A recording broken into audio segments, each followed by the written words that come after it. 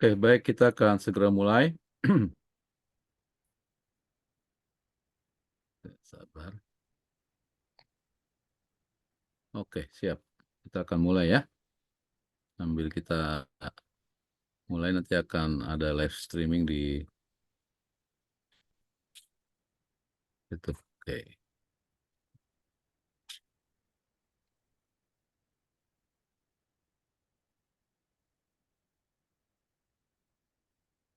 Baik, nanti minta tolong di itu ya. Minta tolong di spotlight.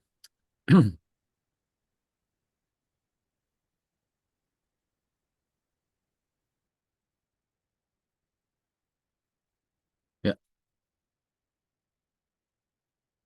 Baik, selamat malam bagi kita semuanya. Shalom, selamat hari Sabat pada Bapak Ibu sekalian, di mana saja Anda berada.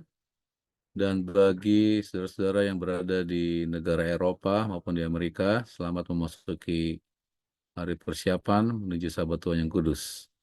Kita akan segera memulai diskusi PGSSI pada malam hari ini yang akan dipimpin oleh Pendeta John Medelu dengan judul Kontroversi di Yerusalem.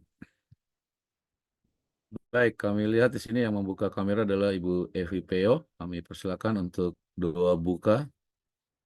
Kesediaannya untuk doa buka, Ibu Evi Peo. Dipersilakan. Yuk, mari kita satu dalam doa. Bapa kekal, Bapa surgawi, Bapa yang kami sembah siang dan malam, Khalik pencipta semesta alam. Termasuk kami umat manusia yang hidup dalamnya. Ya. Kami datang sujud menyembah hadirat-Mu Bapa pada pembukaan Sabat Tuhan yang suci ini, bagi kami yang ada di Indonesia, dan kami juga memohon ampun dosa kami sepanjang 6 hari yang sudah berlalu Tuhan, apabila dosa-dosa kami Engkau ampuni. Dan untuk memulaikan ibadah kami pada malam ini, kami memohon kehadiran Roh Kudus dalam hati kami masing-masing, dan urapan Roh Kudus bagi Pendeta John Madelu yang akan menyampaikan firman pada malam ini. Kiranya apa yang disampaikan dapat menguatkan iman kami dan membuka wawasan kami, dan juga kami bisa membagikan itu pada murid-murid kami.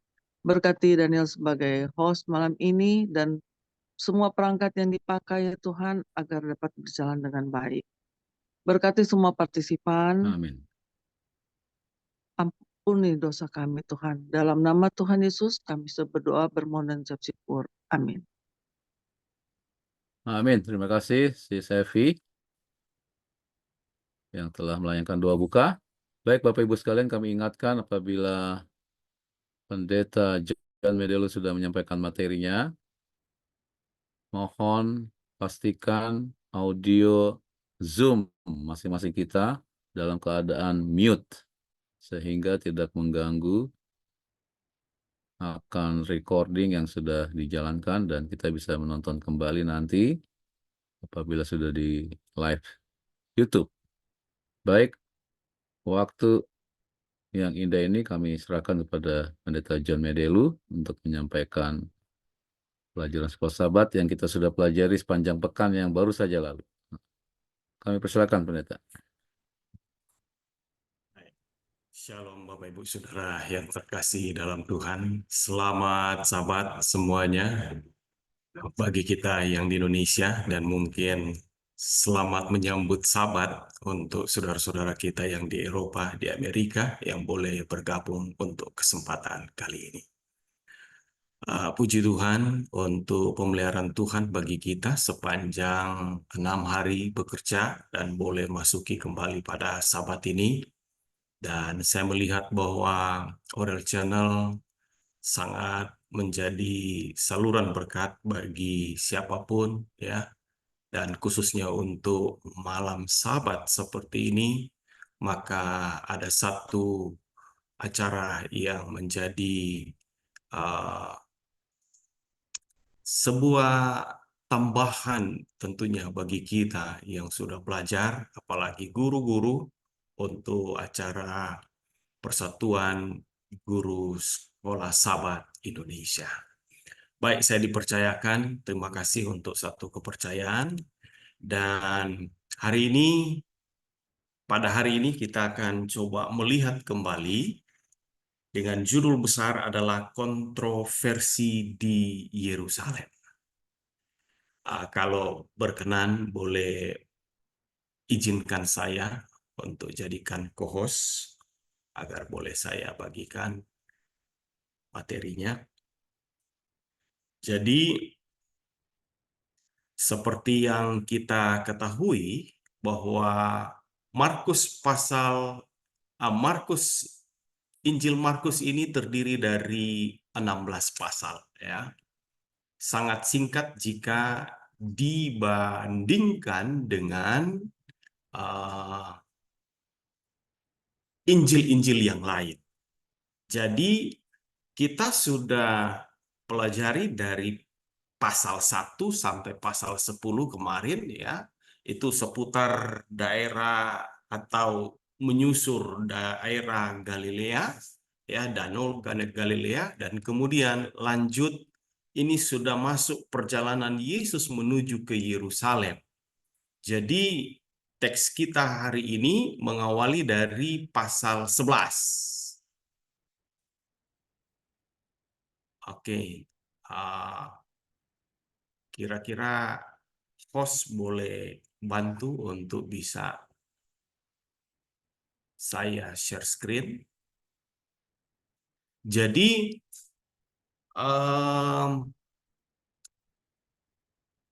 pasal 11 sampai 14 ini alurnya melambat, ya. Kalau pasal 1 kemudian pasal hingga pasal 10 kurang lebih ada tiga tahunan cerita itu, ya. Sedangkan untuk pasal 11 sampai 16 atau terakhir itu kurang lebih durasinya hanya 1 pekan, ya. Jadi itulah yang akan kita pelajari untuk pelajaran kita pada petang ini. Baik, saya tidak tahu siapa yang bisa bantu saya untuk jadikan Oh iya, host. Co-host. Pak Robert minta tolong pendeta dijadikan co-host.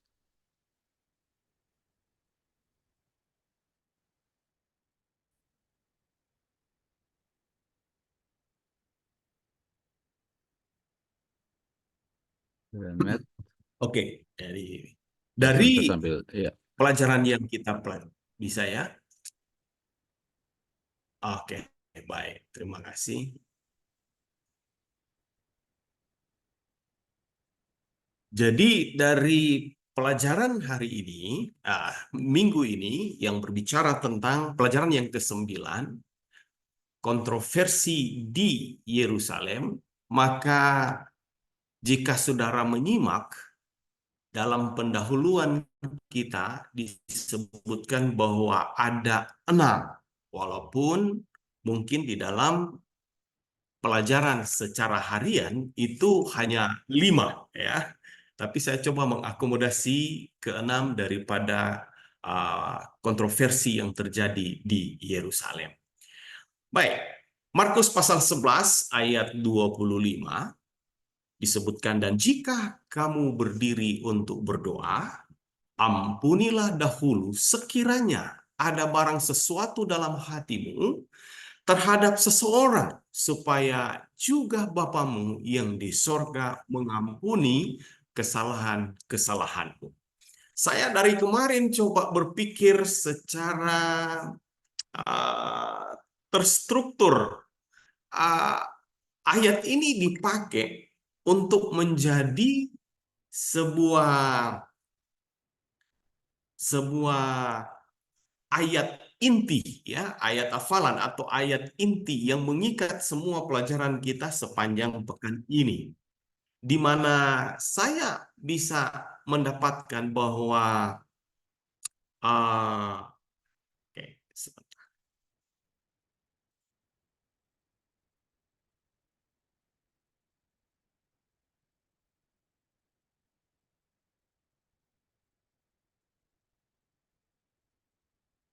Ya, saya kembali lagi. Jadi eh, cukup menantang. Karena yang ditampilkan dalam pelajaran sekolah sahabat di pekan ini adalah berbicara tentang kontroversi-kontroversi yang terjadi. Lantas bagaimana kita kaitkan dengan ayat yang menjadi ayat inti yang dipilih oleh penulis sekolah sahabat kita? Itu cukup menantang untuk menjadi bahan diskusi kita saat mana kita berada di kelompok kita masing-masing untuk pada waktu jam pelajaran sekolah sahabat, diskusi pelajaran sekolah sahabat. Karena teksnya adalah menyangkut tentang berdoa dan mengampuni. Apa terhubung? Bagaimana itu terhubung dengan kontroversi di Yerusalem? Tapi mari kita coba melihat terlebih dahulu untuk bagian pendahuluan. Tadi saya sudah sampaikan bahwa Markus pasal 1 ayat dan sampai 10 adalah 10 pasal yang pertama mencakup masa kurang lebih 3,5 tahun. Sedangkan untuk Markus 11 sampai 16 itu adalah periode yang singkat dan itu hanya 1 pekan, ya. Terjadi perlambatan dan saya pikir memang mungkin 10 pasal awal itu hanyalah merupakan, ya bukan hanya, tetapi itu adalah sebuah perkenalan yang disampaikan oleh Markus sehubungan dengan pelayanan Yesus dan kemudian beralih kepada apa yang dia telah umumkan beberapa kali sehubungan dengan penderitaan yang akan dia alami. Dan benar, Injil Markus pasal 11 dan 12 yang menjadi konteks pembicaraan kita sepanjang 1 minggu ini mencatat bahwa ada 6 kontroversi dengan para pemimpin agama. Mari saya perlihatkan kepada kita kontroversi yang pertama, dan ini adalah pelajaran kita di hari Minggu dengan judul Masuk dengan Kemenangan. Jadi kontroversi yang terjadi di sini adalah tentang iringan rombongan Yesus memasuki kota Yerusalem dengan kemenangan. Baik, dicatat di ayat 1 ya, bahwa Yesus dan murid-murid itu sudah dekat dengan kota Yerusalem. Atau disebutkan juga dekat Betfage dan Betania. Jadi saya coba, ya, Betania ke Yerusalem itu kurang lebih ada 2 mil, ya. Kemudian dari Betfage itu ke Yerusalem ada 1,5, ya. Jadi peristiwa di mana Yesus memerintahkan untuk 2 muridnya mengambil keledai untuk dia pakai, ya, itu jarak dari Betfage, ya. Ini peristiwanya, lokasinya terjadi di Betfage dan akan menuju ke kota Yerusalem. Ingat, ini ada di atas bukit. Jadi ketika Yesus akan memasuki Yerusalem itu agak menurun, ya. Jalannya menurun. Dan pelajaran sekolah sahabat kita sudah menyebutkan bahwa hampir separuh dari menceritakan kisah ini menurut Injil Markus, separuhnya ini adalah tentang perintah bagaimana Yesus menyuruh 2 muridnya mengambil keledai dan kemudian eksekusi itu dijalankan, ya. Dan kemudian Yesus masuk menuju Yerusalem dengan keledai tadi, ya. Kemudian terjadi orang-orang yang melewatinya menghamparkan pakaian dan ada pujian, Hosana, Hosana. Izinkan saya untuk mengambil bukan dari Injil Markus, saya menyertakan Injil Lukas. Di dalam Lukas pasal 19 muncul penantang. Tampaknya di dalam Injil Markus tidak ada kontroversi di sini, ya. Tetapi dengan memunculkan itu dari Lukas, maka kita akan melihat bahwa ada orang Farisi yang sudah mulai nggak nyaman melihat iring-iringan ini masuk laksana raja ya dengan penuh kemenangan menuju masuk kota Yerusalem. Mereka katakan kepada Yesus, "Guru, tegurlah murid-muridmu itu." Tapi apa jawab Yesus? "Aku berkata kepadamu, jika mereka ini diam, maka batu ini akan berteriak." Saya pikir ini cukup cukup familiar untuk kita ketahui. Tapi ingin dimunculkan di sini bahwa ada penantang, ya. Sebuah kontroversi itu bisa dipahami jika ada penantang, ya kan? Ada yang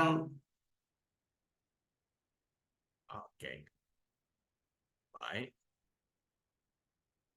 Saya tidak tahu kenapa ini kembali. Oke, jika mungkin bisa diaturkan kembali, saya bisa menjadi host, ya, co-host. Jadi ada penantang, sehingga mereka akan membuat, ya, seperti di bagian awal pendahuluan, bahwa mereka mencari-cari salah, kegaduhan, ya, coba untuk mengalahkan Yesus. Tetapi setelah kita pelajari tentunya, kita akan dapati bahwa itu tidak berjalan seperti yang mereka duga. Karena Yesus Maha Tahu, Yesus tahu membaca hati mereka, dan kemudian menjawab setiap pertanyaan yang dilontarkan, dan mereka terheran-heran. Baik, saya tahu apa ada masalah dengan host. Kalau bisa, jadikan saya kembali co-host, biar saya bisa share screen.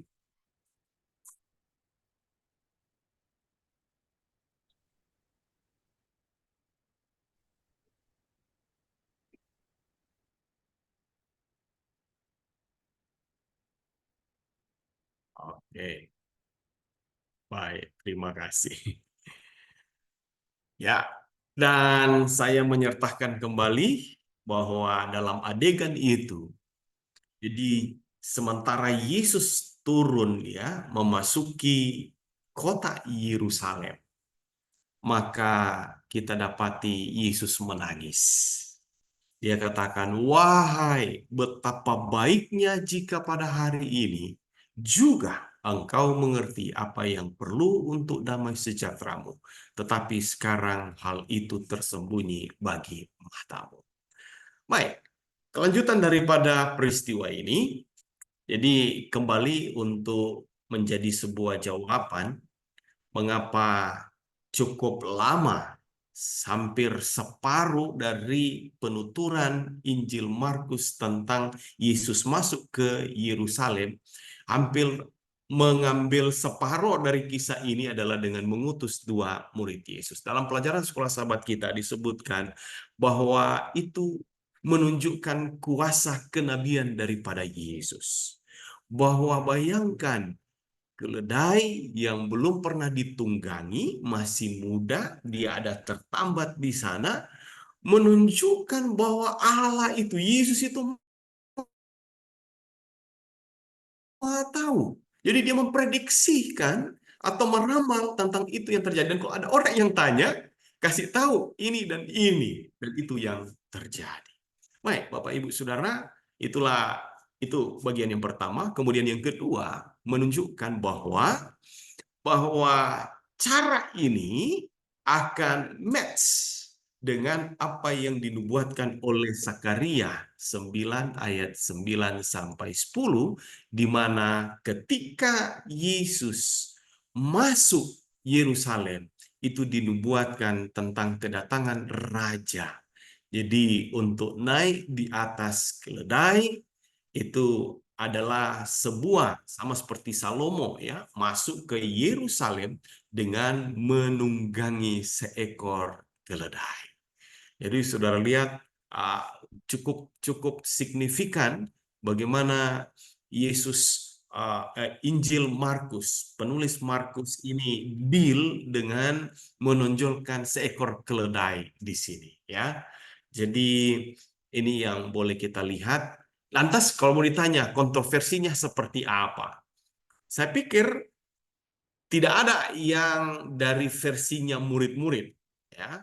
Tetapi belakangan mungkin kita harus pinjam dari Injil yang lain, seperti yang tadi saya sampaikan, bahwa ada yang keberatan dengan Yesus menunggangi kuda masuk menuju ke Yerusalem. Dan itu dilakukan oleh uh, yang disebutkan tadi adalah orang Farisi, ya. Oke.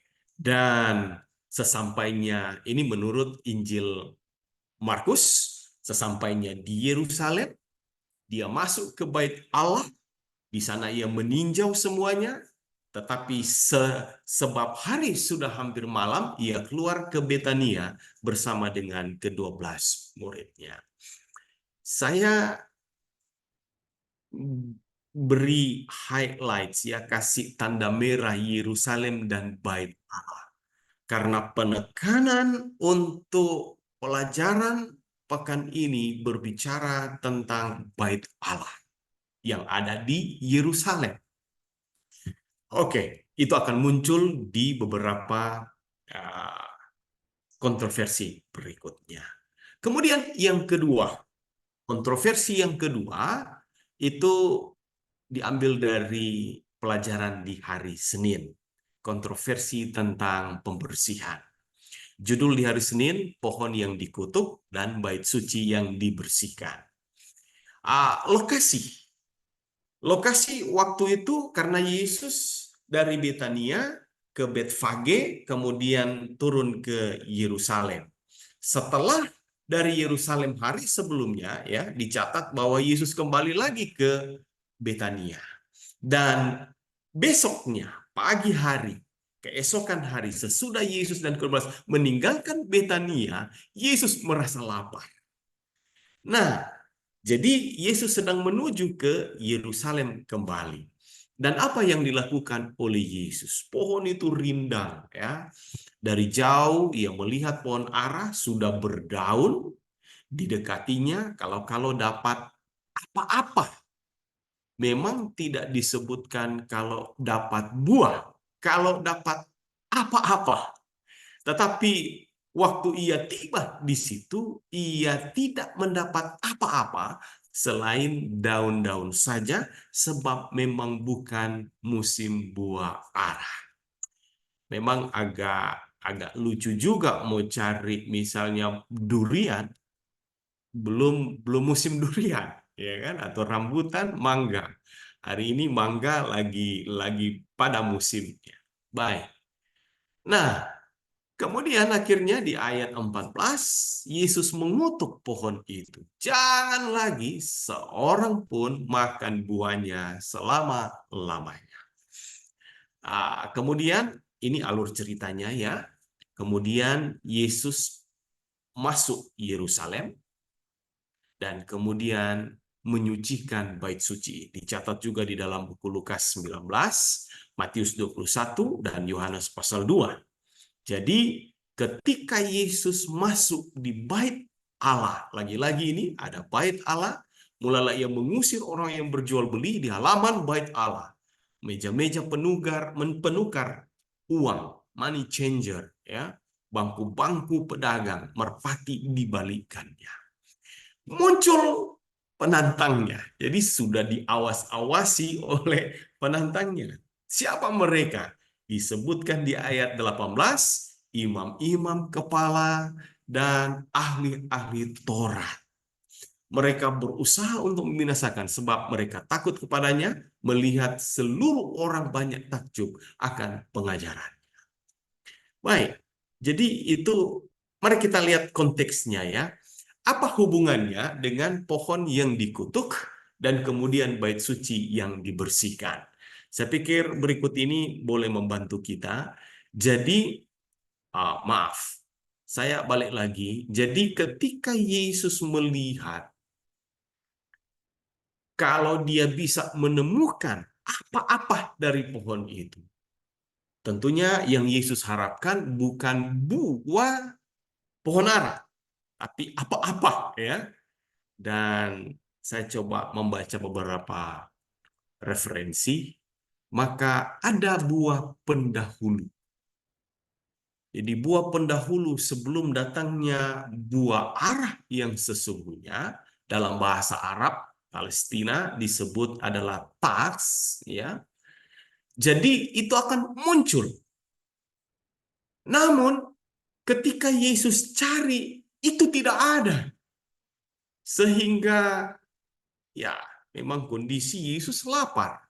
Dan mungkin itulah yang buah pendahulu inilah yang diharapkan oleh Yesus untuk dia dapatkan. Tapi sekali lagi, terlepas dari itu adalah fakta, tetapi posisi di sini ini menjadi sebuah pelajaran penting bagi murid-murid Yesus juga perihal dia menyucikan akan bait suci. Seperti ini, saudara. Jadi pas itu dia harus keluar terlebih dahulu, dan kemudian dengan keluarnya buah itu, maka akan dipastikan dalam beberapa waktu ke depan dia akan berbuah buah yang sesungguhnya. Bagaimana jika tas ini tidak ada? Disinilah kuncinya. Jika memang tidak ada, maka dipastikan pohon ara itu tidak akan berbuah, walaupun musim itu sudah tiba. Jadi saya melihat di sini ada hubungan yang kuat antara pohon yang dikutuk dan bait suci yang dibersihkan. Mengapa, saudara? Jadi jika kehidupan kita ini kosong, wah, banyak perumpamaan yang oke, nanti moderator boleh kasih tahu saya bisa sampai jam berapa ya, atau berapa menit lagi nanti saya baca. Terima kasih. Jadi kita bisa melihat di sini bahwa jika kehidupan kita kosong dan tidak berbuah, terhubung dengan Allah, Yesus menyucikan bait suci, maka ini sebetulnya sedang menggambarkan tentang kemunafikan yang terjadi di bangsa itu. Ya, jadi penantang-penantang sudah lihat dan coba untuk menyalahkan Yesus dalam hal ini, tetapi ya money changer itu ada, dan ada dari pelajaran sekolah sahabat kita menyebutkan bahwa mulai dari Kayafas, ya, bahwa oke, apa yang terjadi selanjutnya besar kemungkinan berlangsung di pelataran khusus orang bukan Yahudi. Baik, jadi di halaman luas, paling luar, di luar bangunan itu bisa diakses oleh orang Yahudi dan juga non-Yahudi. Tetapi ketika masuk ke dalam ruangan, maka ruangan pertama yang ditemui adalah ruangannya wanita, woman courts. Bukan berarti hanya untuk wanita. Kata lain, wanita pun bisa masuk di situ. Kemudian naik ada beberapa tangga lagi, itu adalah untuk orang Israel. Memang wanita juga termasuk orang Israel, tetapi ini khusus untuk para pria. Dan kemudian naik lagi beberapa tangga, maka disitulah kemudian baru ada namanya bait suci yang ada halaman kecilnya di sana. Kemudian ada di dalam gedung itu ada bilik maha suci dan bilik suci dan bilik maha suci. Jadi itulah struktur dari ini berada di halaman luar dari bangunan itu, di mana orang non-Yahudi pun bisa masuk ke situ.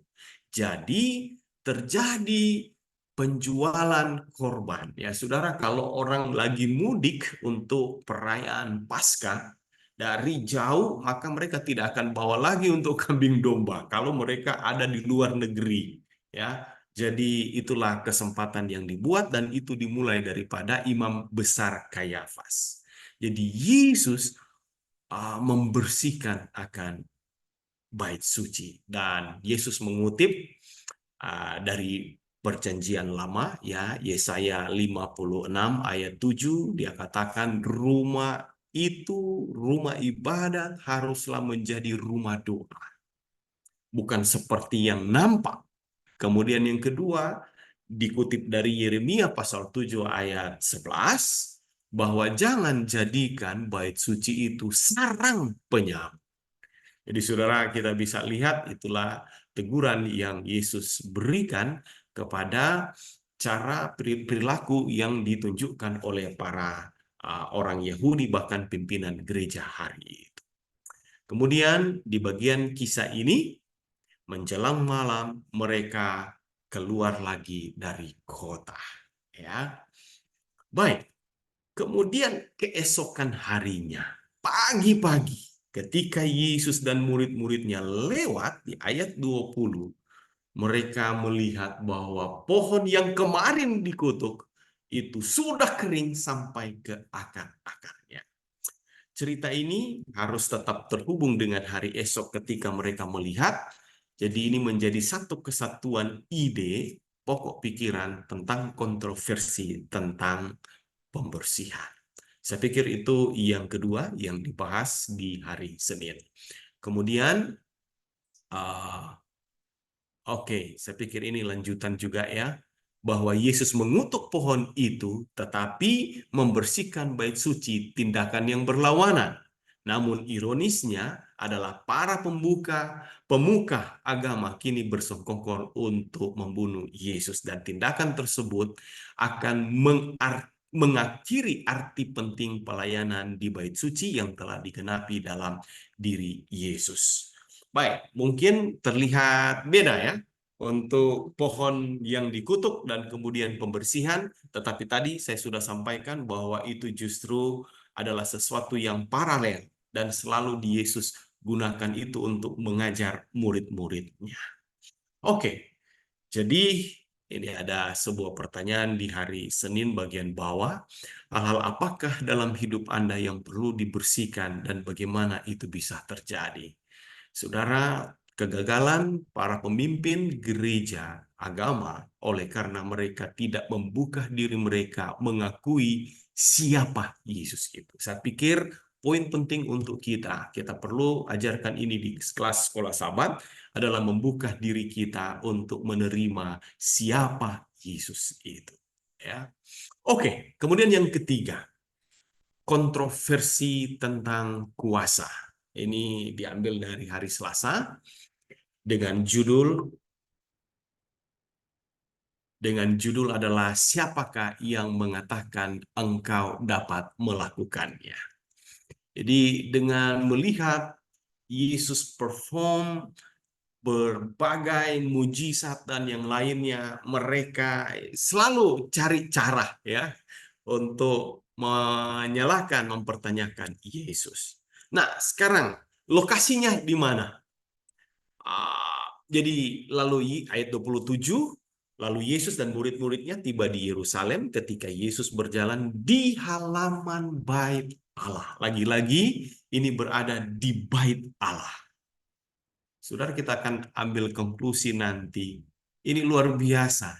Justru bait Allah didirikan merepresentasikan atau menjadi simbol dari Yesus itu sendiri. Tapi di bait Allah ini terjadi kontroversi besar sehubungan dengan penolakan siapa dia, identitas daripada Yesus. Penantangnya siapa? Ya, datanglah kepadanya imam-imam kepala, ahli-ahli Taurat, dan tua-tua. Dengan kuasa manakah engkau melakukan hal itu, dan siapakah yang memberikan kuasa itu kepadamu sehingga engkau melakukan hal-hal itu? Saudara, akhirnya Yesus menjawab dengan pertanyaan. Dia bilang, oke, saya akan jawab, tapi jawab dulu. Jawaban Yesus adalah dengan bertanya, baptisan Yohanes itu dari sorga atau dari manusia? Ini jadi dilema. Dilema yang terjadi karena mereka tahu jika sebutkan dari sorga, Yesus juga akan sama, dia dari sorga. Apa yang terjadi kepada Yesus sama dengan apa yang terjadi kepada yang dialami oleh Yohanes. Tapi kalau bilang dari manusia, nah ini kena juga mereka. Berarti baptisan Yohanes selama ini diakui kok hanya dari manusia, ya. Dan inilah jawaban mereka, ya, setelah mereka berdiskusi. Oh, kami tidak tahu. Dan Yesus menjawab, jika demikian, aku juga tidak mengatakan kepadamu dengan kuasa manakah aku melakukan hal-hal ini. Ya, Yesus mengetahui jebakan mereka, ya, dan mereka bisa mengerti bahwa di sini disebutkan oleh penulis Sekolah Sahabat kita, seketika itu juga para pemuka menyadari bahwa mereka lah yang terjebak. Jika mereka berkata dari Allah, Yesus akan berkata, kalau begitu mengapa kamu tidak percaya kepada? Tetapi ini tidak ada di dalam Alkitab. Namun jika itu yang terjadi, maka inilah yang akan disampaikan oleh Yesus. Ataupun sebaliknya, jika mereka sebutkan dari manusia, tetapi itu tidak mungkin mereka lakukan. Nah, inilah yang menjadi tanggapan Yesus, ya. Setelah terjadi percakapan, maka di Injil Markus pasal 12 ayat 1 sampai 12, Yesus memberikan sebuah perumpamaan untuk menjelaskan apa yang barusan dia sampaikan. Perumpamaan tentang sebuah kebun anggur. Ada pemiliknya dan sudah deal dengan para penggarapnya yang menyewa ladang itu. Dan saudara tahu ceritanya, ya, untuk mau lihat dan kemudian lihat bagaimana perkembangan hasilnya, maka dikirim hamba-hamba untuk memantau dan melihat bagaimana kelanjutan daripada hasil panen. Wah, ternyata hamba-hambanya dibunuh beberapa kali. Dan kemudian terakhir dia mengutus putra kesayangannya, anaknya sendiri. Tapi kemudian diperlakukan dengan cara yang sama. Dan mereka menyadari bahwa perumpamaan ini sebetulnya sedang berbicara kepada diri mereka sendiri. Dan luar biasanya mereka tetap berupaya untuk mencari cara menolak Yesus walaupun kuasa itu telah nyata, ya. Dilihat dari sudut pandang ini, perumpamaan ini adalah sebuah peringatan dini yang penuh kasih, belum terlambat bagi mereka yang belum terlambat bagi mereka untuk berubah dan menghindari suatu penghakiman. Beberapa orang akan bertobat, berubah, dan menerima Yesus, tetapi yang lainnya tidak. Oke, mari kita lihat di hari Rabu masih dengan kontroversi yang berikutnya. Jadi tadi kontroversi tentang kuasa, dan ini tentang kewajiban. Ellen White menyebutkan di dalam Desire of Ages atau kerinduan segala zaman, menyebutkan bahwa ini adalah hari terakhir untuk Yesus datang ke bait suci. Jadi satu pekan itu, ya, mulai dari hari Minggu, hari Senin, kemudian ini hari Selasa, ya, dan itulah hari yang terakhir. Kemudian nanti hari Jumat Yesus ditangkap dan disalibkan. Hari Minggu berikutnya Yesus bangkit. Jadi ini pekan penyaliban. Di hari inilah, hari Selasa, hari terakhir Yesus berada di bait suci. Rabu, Kamis tidak ada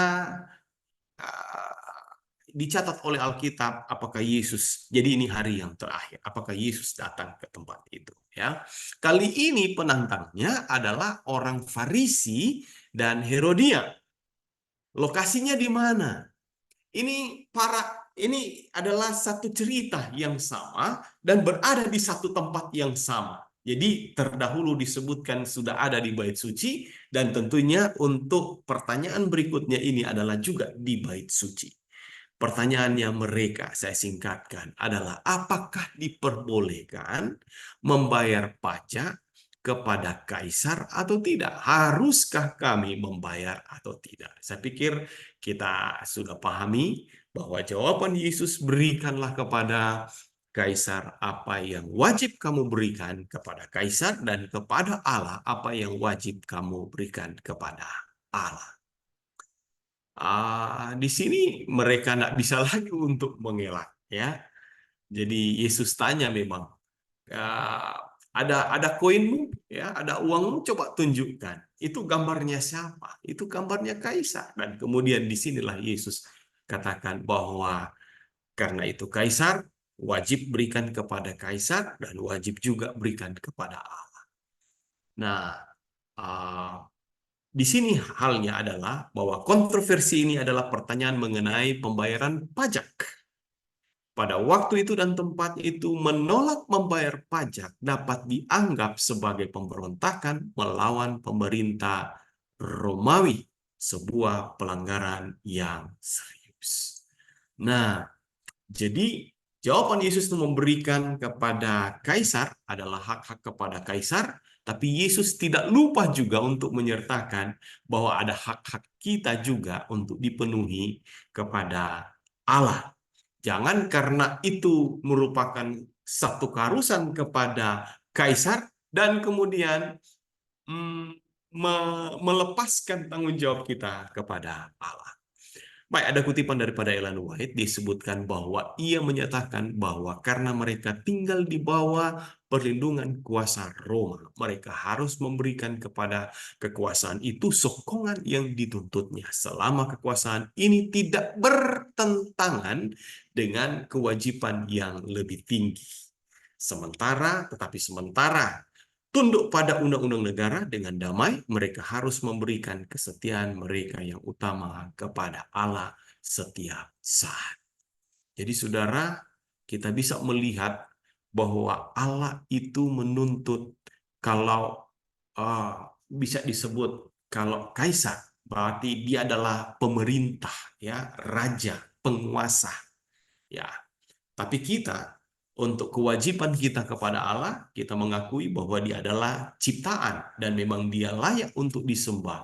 Jadi kita wajib untuk mengembalikan apa yang menjadi milik Tuhan. Kemudian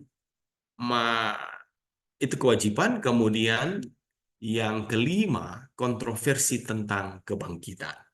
Masih dari hari Rabu, ya. Hari Rabu adalah tanggung jawab duniawi dan hasil surgawi. Penantangnya kali ini beda lagi, saudara. Ya, datanglah kepada Yesus beberapa orang Saduki dan berpendapat bahwa tidak ada kebangkitan, dan mereka bertanya tentang kebangkitan. Wah, panjang sekali, saudara. Itu dicatat di dalam ayat 18 sampai 23.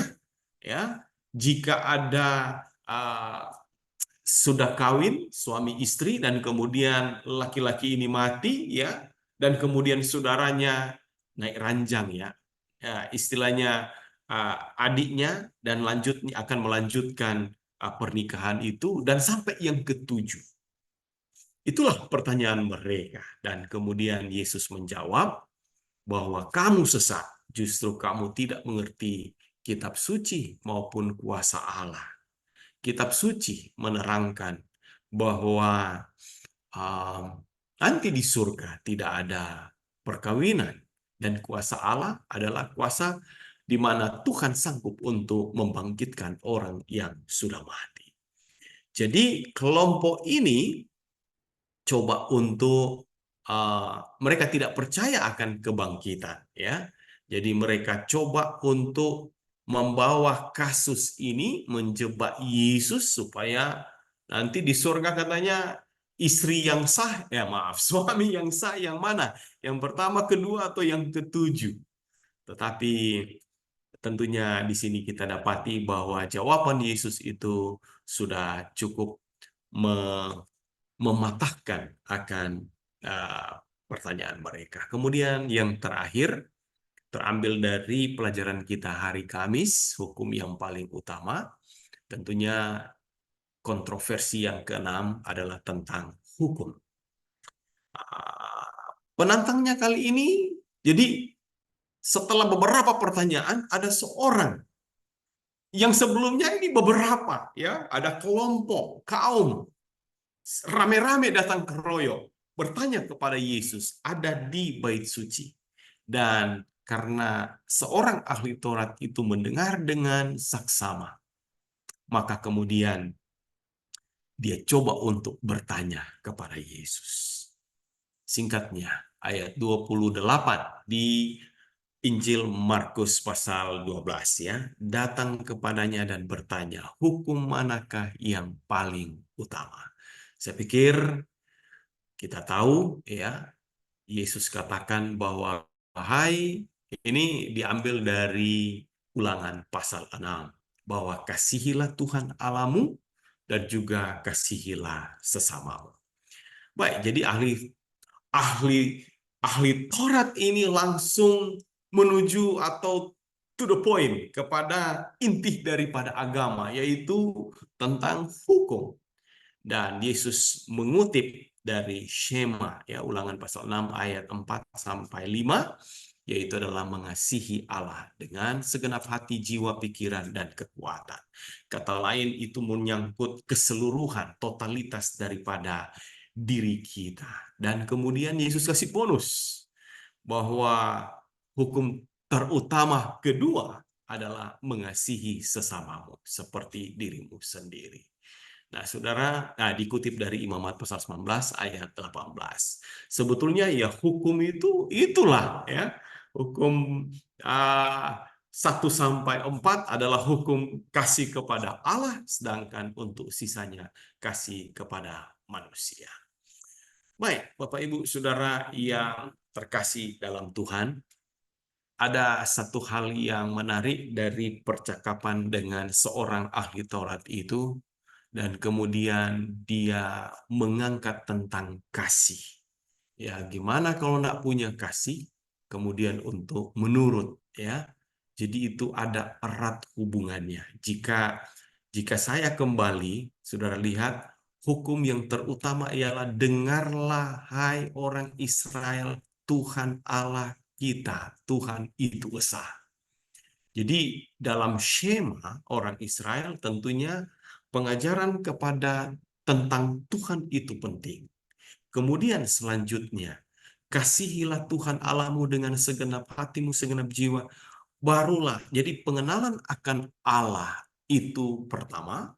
Kemudian yang kedua, mengajarkan tentang bagaimana mengasihi Allah. Baru kemudian yang terakhir, didasarkan pada Ulangan pasal 6 ayat 4, 5, bagian-bagian akhir. Maka ajarkanlah anak-anak itu, ya, waktu di perjalanan, tidur, bangun, ya, tentang apa yang Tuhan minta. Jadi memperkenalkan Allah, mengasihi Allah, baru kemudian menuruti Allah. Ini poin penting. Terkadang kita kepada anak-anak kita langsung kasih tahu ini aturannya, dan kita harus kita cepat untuk minta menurut. Ya, kita tidak pernah ajarkan bagaimana anak-anak untuk mengasihi Allah, karena poin di sini adalah bagaimana mengkondisikan kita menurut hukum kalau kita tanpa kasih. Yesus katakan, jika kamu kasih akan aku, maka kita akan menurut hukum-hukum Allah. Oke, saya tiba kepada konklusi, saya pikir sudah cukup waktu ya. Jadi ini yang mungkin saya perhatikan, bahwa dengan kontroversi, ada 6 kontroversi yang terjadi di Yerusalem, lebih khusus lagi di Bait Suci ya. Maka iringan kerajaan kemenangan yang menantang adalah orang Farisi. Sebetulnya sosok yang harus diterima oleh mereka adalah Yesus adalah raja, ya. Kemudian pembersihan, yang menantang adalah imam-imam, kepala ahli dan juga ahli-ahli Taurat. Seharusnya mereka harus mengakui bahwa Yesus adalah Allah yang Maha Kudus. Hidup kita ini harus bersih. Tidak ada kemunafikan, ya, kesombongan. Jadi biarlah kita berbuah Dan buah itu adalah hasil dari hubungan kita dengan Tuhan. Ketika Yesus mau menyingkirkan akan kesombongan, keserakahan, dan juga dosa lainnya, biarkanlah itu diproses. Seperti Yesus potong carang-carang yang tidak berbuah, ataupun dilihat pohon itu tidak berbuah, oke, kasih kesempatan, dipupuk supaya kemudian berbuah. Allah adalah Allah yang kudus, ya. Kemudian yang ketiga tentang kuasa, imam kepala, ahli Taurat, dan tua-tua ditambah dengan tua-tua, Yesus adalah Maha Kuasa. Kemudian kewajiban ditanyakan oleh orang Farisi, Herodian, tadi yang saya sebutkan bahwa kalau Kaisar adalah pemimpin atau pemerintah di dunia, maka Yesus alam semesta, dia adalah raja juga atas segala raja yang memimpin hidup kita. Maka kewajiban-kewajiban yang Tuhan minta harus kita lakukan. Kemudian kebangkitan, kaum Saduki, Yesus adalah kebangkitan, harus percaya kepada kuasanya yang membangkitkan. Kemudian hukum, ahli Taurat, menunjukkan bahwa Yesus adalah Maha Kasih, Maha Adil, ya. Adil, ada aturan Allah, diminta untuk kita mengikutinya, dan kemudian kasih dalam mengikuti hukum-hukum Allah, maka Tuhan minta untuk kita didasarkan oleh karena kita mengasihi Allah. Saya pikir itu yang boleh saya sampaikan pada kesempatan ini. Kiranya boleh menolong kita untuk bisa memahami lebih jelas. Ini sebagai tambahan saja ya, untuk pelajaran yang telah kita pelajari bersama. Terima kasih. Baik, saya serahkan kembali kepada Bapak D. Sitompul.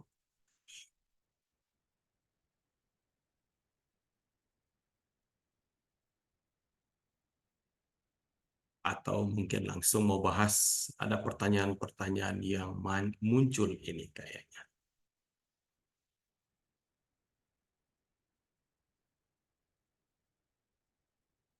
Oke, saya lihat Ibu Evi Peyo angkat tangan, silakan jika mungkin ada tambahan atau pertanyaan. Atau jangan-jangan terblokir ya, sama nggak bisa di-unmute. Ini susah ini. Oke, mungkin host lagi sedang bekerja. Oke, ini dari Bapak Johan Su ya. Pohon ara mulai keluar daun awal Maret, betul, menjelang Paskah. Daun dan buah keluar secara bersamaan tetapi masih kecil, belum musim. Dari penampilan luar sangat meyakinkan seperti sudah berbuah. Pohon ara adalah pemuka agama Yahudi, orang Farisi, Saduki, sedangkan buah ara doktrin. Oke, baik. Saya pikir ini sebuah penguatan ya. Tadi apa yang disampaikan. Terima kasih Pak Johan untuk penguatannya. Kemudian dari Ibu Nur, pertanyaannya adalah, dalam beberapa peristiwa, Yesus menunjukkan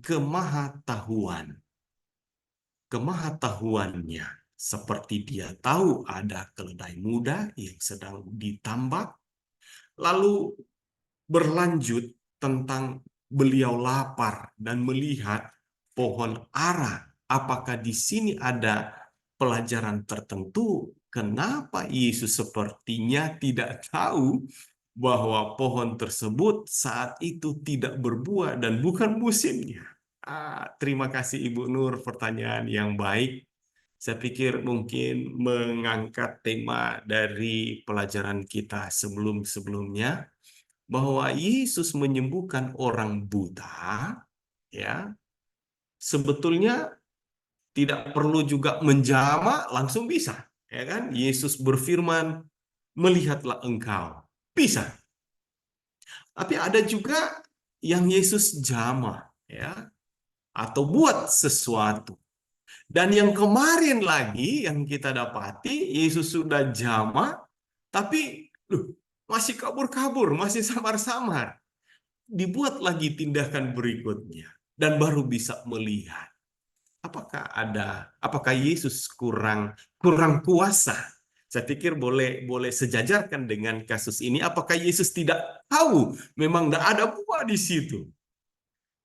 Berarti ada pelajaran juga yang memang, jadi Yesus mengambil posisi, situasi, bahkan orang yang dia sedang layani untuk menjadi sebuah pelajaran penting bagi para murid.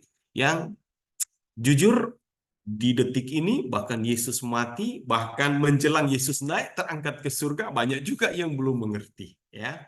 Jadi saya bisa melihat bahwa walaupun memang Yesus murni, faktanya dia lapar dan memang belum ada di situ, tetapi ini adalah juga sebuah pelajaran yang mirip yang tadi saya sebutkan untuk mengajarkan kepada murid-murid tentang apa yang nantinya mereka lihat setelah itu. Karena mereka akan menuju ke bait suci dan Yesus mengadakan pembersihan. Saya pikir itu idenya. Kemudian selanjutnya adalah dari, oke. Oh, baik, terima kasih Pak Yohan tadi ya. Jadi sudah lebih menjelaskan tentang apa yang tadi kita pertanyakan, yang kita jelaskan. Terima kasih untuk koin yang sudah jadi koin yang dipakai ada gambar Kaisar Romawi, tapi koin buat untuk bayar pajak bait suci yang polos. Oke, terima kasih. Saya mengingat bahwa halaman yang ada di bait suci yang masih ada orang Yahudi, tercampur orang Yahudi dan bisa diakses oleh non-Yahudi, memang ada di halaman, tapi ketika mau masuk ya, itu ada peti persembahan dan itu adalah teks khusus untuk bait suci. Terima kasih. Jadi inilah yang dimaksudkan oleh Bapak Yohan. Terima kasih banyak. Baik, saya pikir itu yang ada di grup. Silakan mungkin jika host bisa unmute Ibu Evi, silakan. Oke, ya. Selamat sahabat. Ternyata Selamat. thank you ya host. Saya mau bertanya tentang ini kan pembersihan hari Rabu ya, pembersihan bait suci. Kalau iya hari Rabu, iya tanggung jawab duniawi dan hasil surgawi. Tapi di situ kan ada masuk pembersihan bait suci ya. Nah, kalau Iya, hari sekarang kan Selasa. sudah, Saya pikir. hari Selasa ya. Ya. Oh ya, saya pakai, oke. Kalau sekarang kan saya juga sudah pernah masuk di sinagog Yahudi Hari yang ada di Senin. Tondano. Dia sudah nggak ada ini. Terus saya masuk sampai ke dalam karena dari papa saya tahu kami masih punya darah Yahudi dikit gitu. Dari Peyo loh. Terus eh yang saya mau tanyakan, kalau sekarang bagaimana dengan orang yang datang bertamu di gereja kita itu eh, menggunakan pada waktu jam anggota bekerja kan diundang siapa yang ada kesaksian. Kalau kami di Jakarta, waktu saya pernah di Salemba, saya pernah di Tamrin, dan terakhir saya di Makarios. Kalau tamu kami nggak sembarang loh kasih, takutnya kan ada aliran-aliran yang lain kan. Tapi di sini mereka nggak seleksi. Dan waktu ramai-ramai mau partai kemarin itu, mereka kesaksian, tetapi diselipin gitu loh. Tentang niat mereka, kenapa mereka ada di kota itu gitu. Atau terkadang mereka punya multi level marketing, mereka selipkan dalam kesaksian itu. Apa itu bagaimana tuh ya pendeta? Mereka menyampaikan kesaksian pekerjaan, tetapi mereka selipkan juga misalnya mereka lagi jual produk apa gitu, diselipin lah di situ. Kami berada di sini. Sekarang kan saya di Kota Mobagu ya. Kami ada di sini karena ini. Itu bagaimana ya? Kalau juga lagi pemilihan anggota dewan, mereka maju ke depan, tetapi ada selipan-selipan begitu. Apa itu bisa gitu? Baik, ya, terima kasih Pendeta. terima kasih. Saya pikir yang menjadi ekstra ekstra kerja keras di sini adalah pimpinan gereja, pendeta dan pimpinan gereja untuk bisa jadi filter. Ya, saya pikir Ellen White dengan tegas menyebutkan bahwa mimbar itu tidak boleh menjadi ranah politik. Jadi saya pikir kita harus cukup seleksi untuk hal itu ya, dan mungkin saya pikir uh, cukup cukup tegas untuk itu bahwa mimbar bukanlah tempat untuk politik. Jadi jika ya jujur kalau ada datang orang-orang tertentu yang masuk, walaupun memang kita harus memang Alkitab sebutkan bahwa tadi juga muncul ya kutipannya bahwa kewajiban kita kepada pemerintah itu kita harus lakukan. Tetapi jika ada kewajiban yang jauh lebih tinggi itu dituntut dari Allah, maka yang dari pemerintahan itu kita harus akui yang dari Allah lebih tinggi daripada pemerintah. Saya pikir itu idenya. Ya. Terima kasih Pendeta, Tuhan berkati.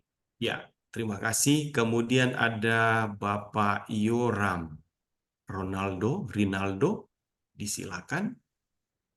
Mungkin bisa di-unmute. Oke, shalom Bapak-Bapak, Ibu-Ibu. Mohon maaf saya tidak bisa, puji Tuhan, saya diberi kesempatan untuk ikut sesi pemerintahan sekolah sahabat. Sebenarnya mau jadi sebenarnya mau jadi Revolution Union, tapi karena uskup ini nggak bisa join. Boleh bertanya, ini kan ada, ada 2 pertanyaan di sini. Ini kan Trinitas dari sudut pandang Gereja Timur. Ini hampir mirip dengan kontroversi dari Yerusalem. Nah, aku mau bertanya, apa artinya Trinitas dari sudut pandang Gereja Timur? Gitu aja sih. Ini pertanyaan pertama. Dan pertanyaan kedua, apa artinya berdoa dalam kesesakan? Itu pertanyaan kedua.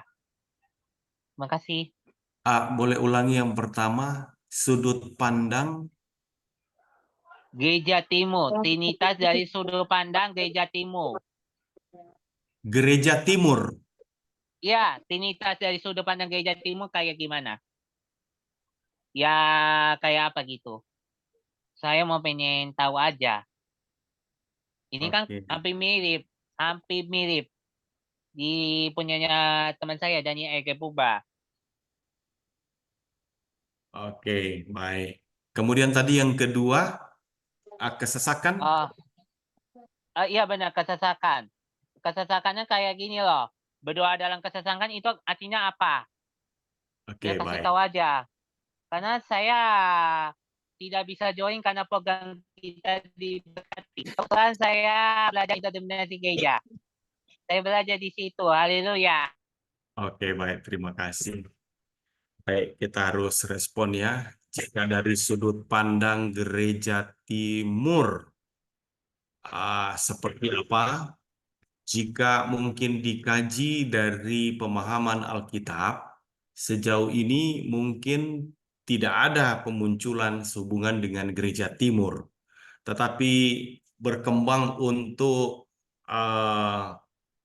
dalam sejarah gereja kekristenan, saya pikir ada contoh, ada ortodoks yang mungkin lebih ke arah orang-orang yang menyebutkan gereja timur itu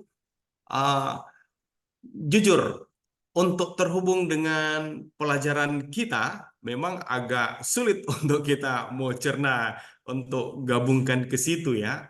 Tetapi kalau mungkin gereja timur, saya pikir ada dari barat, ada dari timur, mungkin bisa merepresentasikan untuk Western gereja-gereja dari barat, aliran barat, dan juga mungkin gereja-gereja aliran timur. Saya pikir kebudayaan cukup mempengaruhinya, namun Tetap untuk berbicara tentang sudut pandang kebenaran tidak didasarkan pada gereja itu dari mana.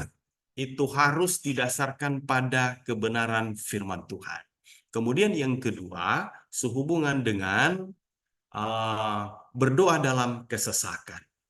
Ya, tentunya Tuhan ajarkan kepada kita untuk berdoa. Itu pemazmur sebutkan saat mana kita dalam kesesakan. Tapi, kesesakan dalam artian kita sedang dalam masalah, kita tertekan, ya, dan ya sejenisnya. Tetapi jangan jadikan satu kebiasaan berdoa oleh karena kita sedang dalam kesesakan. Sebaiknya kita terus berdoa, tidak hanya untuk meminta, tetapi memuji, memuliakan Tuhan, ya, melalui pengakuan kita tentang Allah, membangun hubungan erat dengan Tuhan melalui doa kita. Saya pikir itu mungkin yang bisa saya jawab. Ya gini ya, Gereja Timur ya, saya pernah tadinya mau pengen join Revelation Union, tapi kan karena uskup udah saya nggak mau. Saya join kontroversi di Yerusalem aja biar uskup lainnya. Ternyata itu semua ya udah nggak apa-apa. Saya joinnya itu pas jadi ya yang paling aku suka itu pas yang kita didekati loh. Karena kan saya belajar interdenominasi gereja. Saya belajar di situ, Pak. Terus anak apa saya katakan saya, kenapa sih kok join denominasi gereja? Biar gitu loh. Karena kan banyak orang yang mau pengen jadi WL. Antara lagu pujian gitu. Saya kan suka banget nyanyi lagu pujian. Ya udah saya join di situ. Join apa namanya program kita diberkati itu. Makanya saya belajar WL. Saya belajar WL dan saya tidak mau yang namanya join aneh-aneh. Makanya kan dari Eka Puba kan saya acara apa itu berdoa dalam kesesakan sama Gereja Timur. Makanya kan saya ya udah deh saya nggak ikut gitu. Tapi ujung-ujungnya pas penceritaan bateraiku habis, ya Tuhan, bateraiku habis. Kebetulan aku habis dari Bekasi, tanda tangan Oke. itu, tanda tangan apa Halo, namanya? Ada Tanda tangan Kioram, buat cukup ya. Halo, ada ya Kioram cukup notaris, ya. notaris. Terima kasih Ya, ya. ya nggak Ada apa-apa ya. Kioram. Ya nggak apa-apa, yang Halo, penting udah aku ya belajar terima ya. kasih. Ada Kioram, terima kasih. Sudah. Oke. Baik, Jadi kita mungkin beliau ya, memberi pengalamannya ya, tapi oke lah, ya. saya pikir sudah kita pahami. Baik, silakan mungkin ada yang lain. Ya, baik, silakan Bapak Ibu sekalian, apakah masih ada pertanyaan? Dari Pak Harjono, apakah ada pertanyaan? Silakan Pak Harjono kalau ada. Cukup jelas sudah. Cukup jelas. Oke, selamat Puji sabat, Om. Tuhan. Baik. Ya, masih ada waktu sedikit lagi. Apabila masih ada pertanyaan sehubungan dengan pelajaran kita, kontroversi di Yerusalem. Apakah kontroversi seperti ini, Pak Pendeta, kalau diaplikasikan di gereja Advent pada zaman ini, apakah ini Oke, sudah ya. terjadi, sedang terjadi, atau bagaimana? Nanti kita akan ke Saudara Foxy Gerungan di Bitung.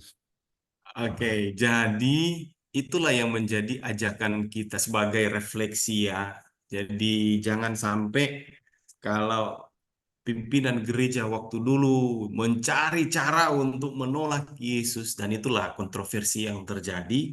Jangan sampai untuk kita akhir zaman ini kemudian melakukan hal yang sama. Ya, saya pikir itu poin pentingnya. Jangan sampai kita menolak dia ya tentang posisinya sebagai raja dan kemudian maha kuasa, maha adil dan yang lainnya.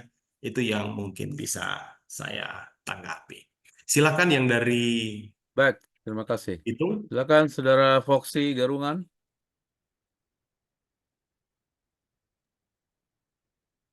Ya. Oke, selamat malam dan selamat hari Sabat. Selamat sahabat. Yang ingin saya tanyakan adalah tadi sudah dijelaskan bahwa di surga tidak ada lagi yang istilahnya perkawinan. Jadi kira-kira bagaimana status keluarga? Kalau sudah di surga bagaimana? Itu saja, terima kasih. Oke. Terima kasih, pertanyaan luar biasa juga. Status keluarga apa? Saya pikir ada keluarga Gerungan, nggak ada keluarga Peo, yang ada keluarga Allah.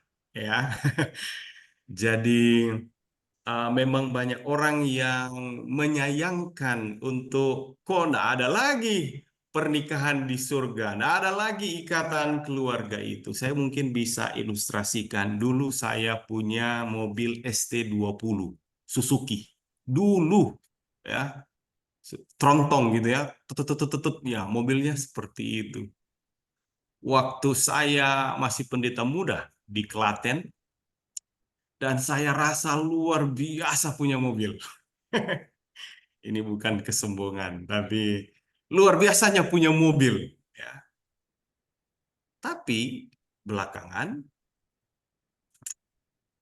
sudah ada mobil lain lagi.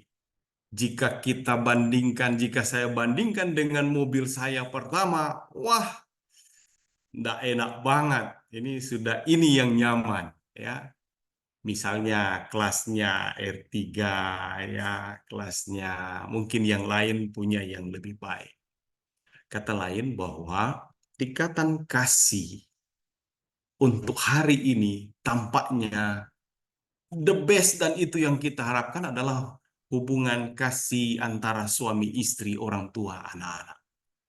Tetapi di sorga itu ada tingkatan kasih yang jauh melebihi yang kita mungkin belum bisa ekspektasikan, harapkan ya. Bukan harapkan, sudah diharapkan. Tapi ketika itu terjadi, maka untuk tingkatan kasih yang hari ini, yang kita harapkan ada di sorga, itu seperti, wah, sudah inilah lebih nikmat itu. Dan itulah yang Tuhan harapkan. Yesus adalah pengantin pria kita, dan kita adalah pengantin wanita. Jadi untuk Yesus pun katakan, memang sudah tidak ada ikatan itu. Jadi masing-masing kita punya rumah, ya kan? Kita akan bangun, dan jadi masing-masing tidak lagi untuk kumpul keluarga. Tapi itulah yang dicatat, yang disampaikan oleh Alkitab. Ada tingkatan kasih yang lebih tinggi, lebih mulia dari tingkatan kasih yang ada sekarang. Terima kasih.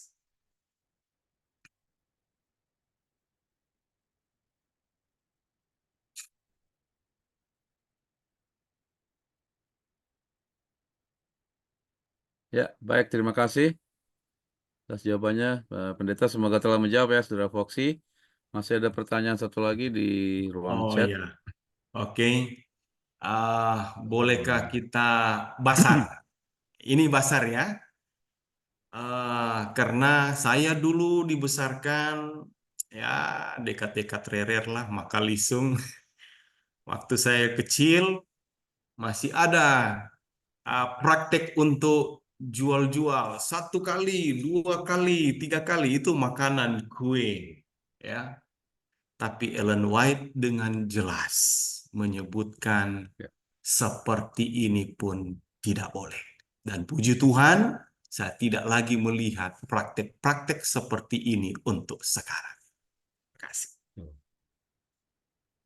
Amin. Baik, terima kasih. Apakah masih ada lagi pertanyaan? Kalau sudah Boleh tidak ada, kami... satu Oh, lagi. siapa? Oh, silakan. Ya, Tadi Ibu Esther mengatakan soal politik ya.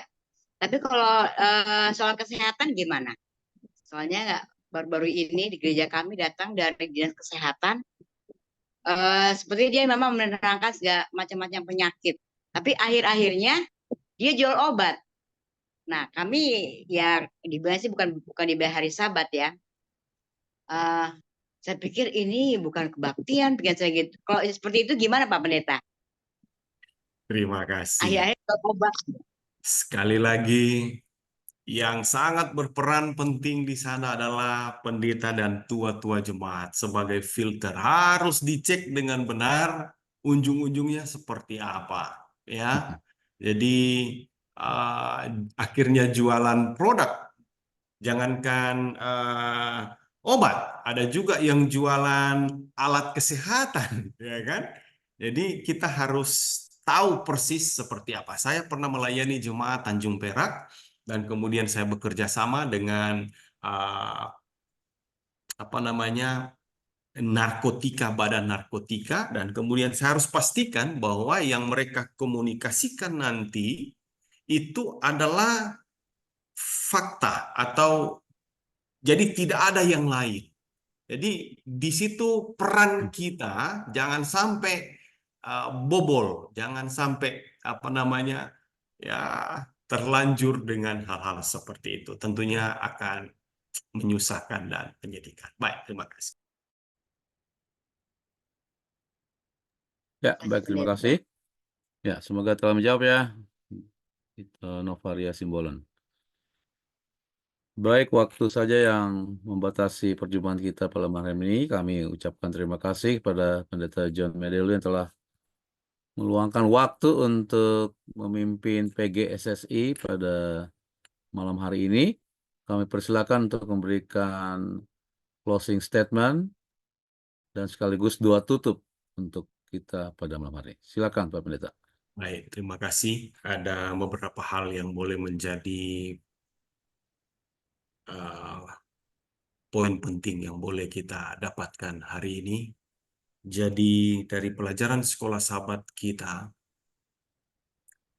jangan berupaya untuk satu hal yang masih belum srek di hati saudara, kemudian coba untuk diakomodasi oleh hati, dan kemudian lambat laun, kemudian menolak.